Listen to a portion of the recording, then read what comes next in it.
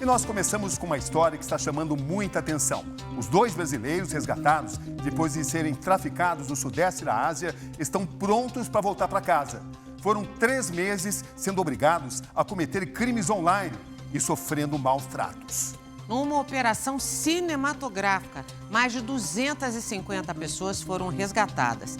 Entre elas, Felipe Ferreira e Lucas Santos.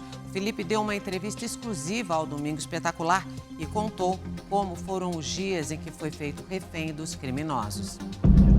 16 de fevereiro de 2025. O Domingo Espetacular falou com exclusividade com Felipe Ferreira, um dos 2 brasileiros libertados de uma empresa de golpes online em Mianmar, no Sudeste Asiático.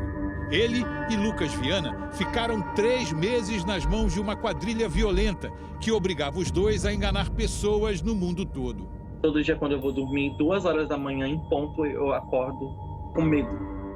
Nós conversamos com o Felipe pela internet. Já era quase madrugada de segunda-feira na Tailândia.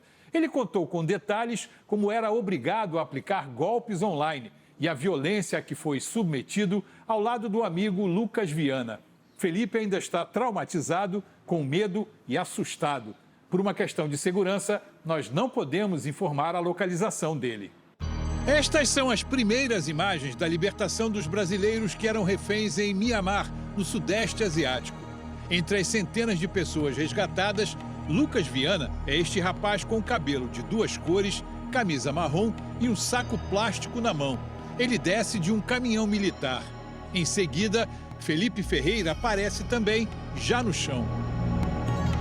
Os 2 foram reconhecidos pelas famílias aqui no Brasil. A imagem é da manhã em que foram levados para a Tailândia. Não teve como não chorar, né? Pô, eu já estava perdendo a esperança já do meu filho sair de lá. Lucas e Felipe estavam na Ásia desde o fim do ano passado. Foram para lá seduzidos por falsas promessas de emprego. Eu ia liderar uma equipe de brasileiros. O salário era $2.000. Ele falou, vou trabalhar em hostel.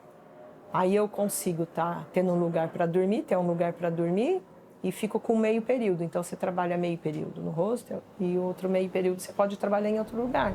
Os brasileiros acabaram escravizados por uma máfia de golpes virtuais e se tornaram vítimas do tráfico de pessoas. Diz que quando eu cheguei na empresa, eles fizeram um exame de HIV em mim, pegaram meu passaporte e pegaram meu celular. Nisso que me levaram para comer, foi na hora que eu vi a arma de choque que eu falei, não é um lugar bom não aqui. E foi quando eu comecei a ver também os guardas em volta do complexo onde que eu estava. Cíntia Meireles é diretora da ONG Exodus Road Brasil, uma organização internacional de combate ao tráfico de pessoas. Um aliciamento vem através de propostas que geralmente são feitas online. Embutido nessa proposta vem um salário muito legal, vem uma localização que a pessoa gostaria de ir e vem tudo pago. Então, por exemplo, tem um recrutamento, o aliciamento, o transporte e chega lá o engano.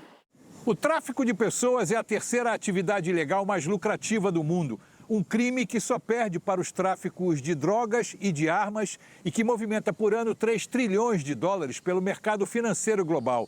Autoridades policiais internacionais estimam que só nessa região conhecida como Triângulo Dourado, a fronteira tríplice entre Tailândia, Laos e Mianmar, pelo menos 100 mil imigrantes estejam na mesma situação que os brasileiros. Lucas e Felipe eram mantidos prisioneiros numa região cercada de verde. O rio, na imagem do satélite, marca a fronteira entre Mianmar e Tailândia. Neste ponto, os brasileiros estavam presos em um dos muitos esconderijos das quadrilhas, que podem ser chamados de fábricas de golpes online.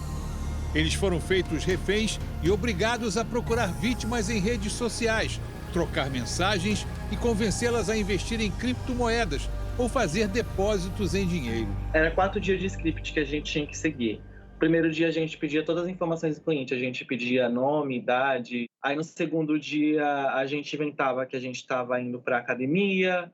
No terceiro dia a gente falava que a gente ia encontrar nossa amiga. No quarto dia a gente estava muito ocupado e a gente precisava de ajuda. Era nesse momento que a gente usava para aplicar o golpe. Durante o tempo em que ficaram escravizados em Mianmar, Felipe e Lucas enviaram imagens do ambiente de terror a que foram submetidos. A primeira atitude dos criminosos é retirar os passaportes de quem chega e a comunicação com o mundo exterior fica proibida ou vigiada. Presos em um complexo de prédios e casas, eles eram obrigados a cumprir uma meta de golpes virtuais. Quem não cumprisse essa meta sofria torturas físicas e psicológicas. E eu mandei uma conta errada para a cliente. A punição que eu recebi foi fazer 100 agachamentos em cima de uma espécie de plataforma que tinha uns pregos pontudos para cima. Nestas mensagens do dia 7 de fevereiro, enviadas de um celular que não era de Felipe, o pai ficou sabendo que seriam libertados. Vamos fugir na madrugada do dia 8 para o dia 9, às 2h30. Mas quando a senhora soube que eles iam fugir, como é que ficou o coração? Aí eu mandei dizer que não. Porque, como a gente sabe que lá eles vão atrás, todos com metralhadora. Os guardas conseguiram pegar a gente. E depois que eles pegaram a gente, eles levaram a gente para um quarto. Nisso que eles levaram a gente para o quarto, o chefe e o team leader, eles entraram lá e espancaram todo mundo. Os dois só conseguiram sair do complexo na madrugada do dia 9, depois que o governo tailandês desligou a energia e a internet nas áreas de fronteira. A fuga foi facilitada por um esquema entre o DKBA, Exército Democrático Karen Budista, um grupo armado étnico de Mianmar que atua como polícia na região da fronteira, e o governo da Tailândia. Os países que têm o maior número de pessoas traficadas pressionaram o governo tailandês. Imagine o mundo inteiro colocando pressão naquela região. Imagine também o Lucas e o Felipe cansados, exaustos, porque a ajuda não chegava. Os brasileiros estavam no limite. Te amo, pai. Se acontecer algo comigo, saiba que eu tentei ao máximo. Vamos ter que correr por 2 quilômetros.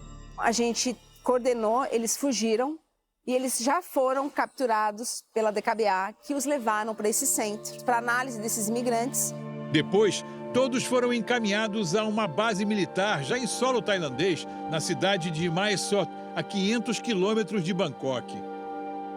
Ontem, um representante do setor consular da Embaixada Brasileira chegou ao local. Ele levou roupas para Lucas e Felipe, que na fuga só conseguiram recuperar os passaportes, como é possível ver nesta foto que tiraram com os agentes tailandeses. O Ministério das Relações Exteriores não divulgou o nome do hotel onde eles vão ficar na capital tailandesa. O voo de volta ao país será bancado pelo governo brasileiro, mas ainda não há data prevista, de acordo com o pai de Felipe. Depois da notícia de que os rapazes já estão na Tailândia, seu Antônio passa o dia grudado no celular.